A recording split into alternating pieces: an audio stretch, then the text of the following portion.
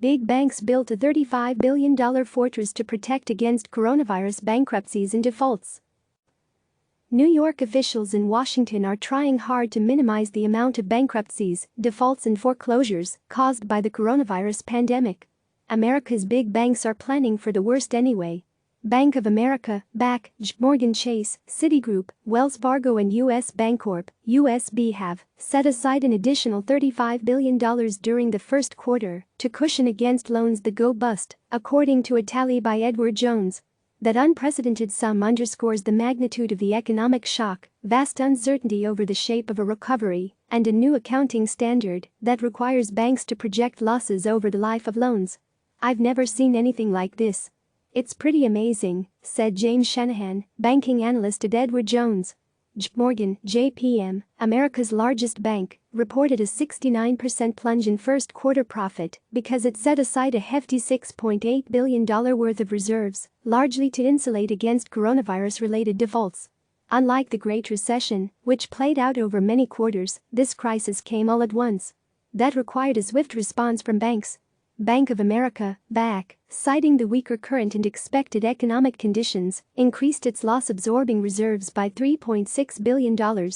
"We believe deferrals, coupled with government stimulus for individuals and small businesses, should aid in minimizing future losses," Paul D'Onofrio, chief financial officer at Bank of America, told analysts during a conference call.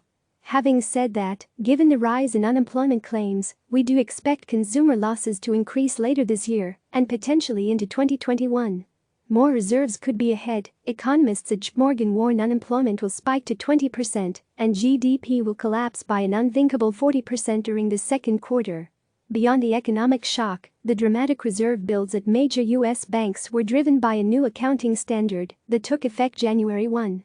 Banks are now required to guard against potential losses during the lifetime of a loan, instead of just over the course of the next year. Naturally, that has forced banks to anticipate even higher losses, amplifying the total reserve build by a collective $11 billion. No one knows how long parts of the U.S. economy will remain shuttered and how strong the recovery will be once it's reopened. A drawn-out shutdown will force banks to build even greater reserves. The economy will still be in bad shape if we are still all sheltering in place, restaurants and fitness centers haven't opened up, and you can't get a haircut, said Shanahan.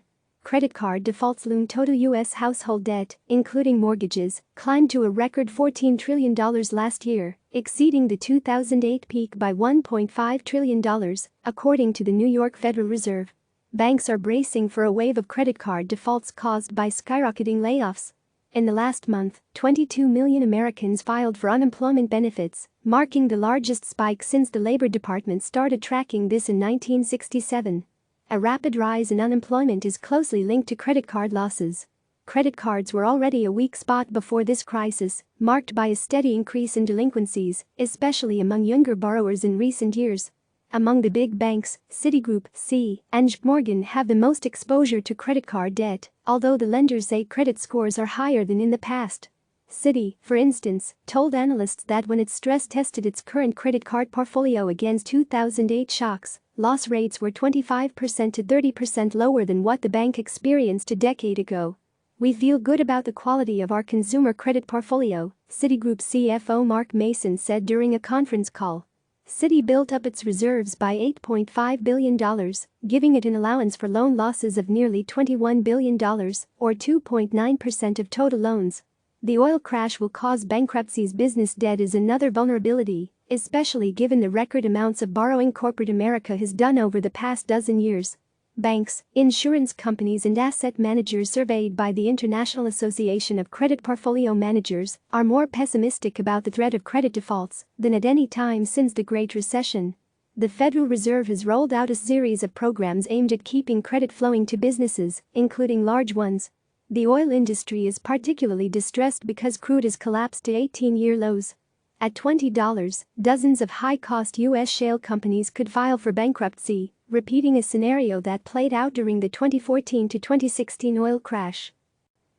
Wells Fargo warned its losses on oil loans will exceed the 2014 to 2016 crash, even though the bank's loan portfolio to the industry is 20% smaller today.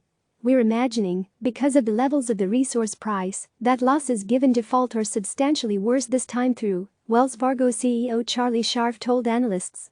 Wells Fargo, WFC, had $14 billion in loans outstanding to the oil and gas industry as of the end of March. The bank's first quarter profit plunged 89%, driven largely by a $3.1 billion reserve build. You can't model this out. Small businesses have also been hit hard by the crisis.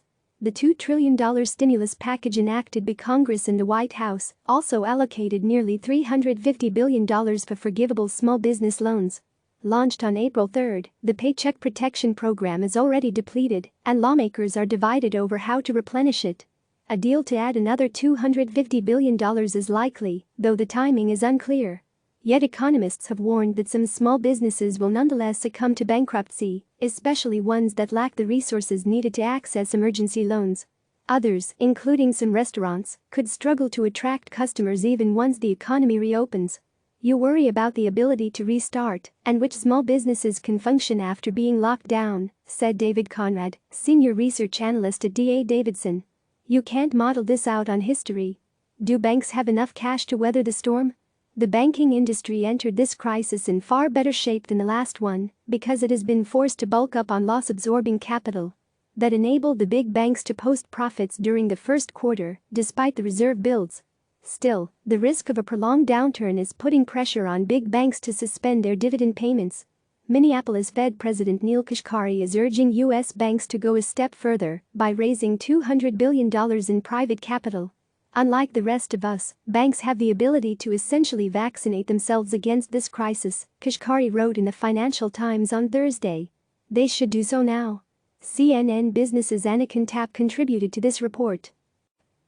Click subscribe to receive the latest news.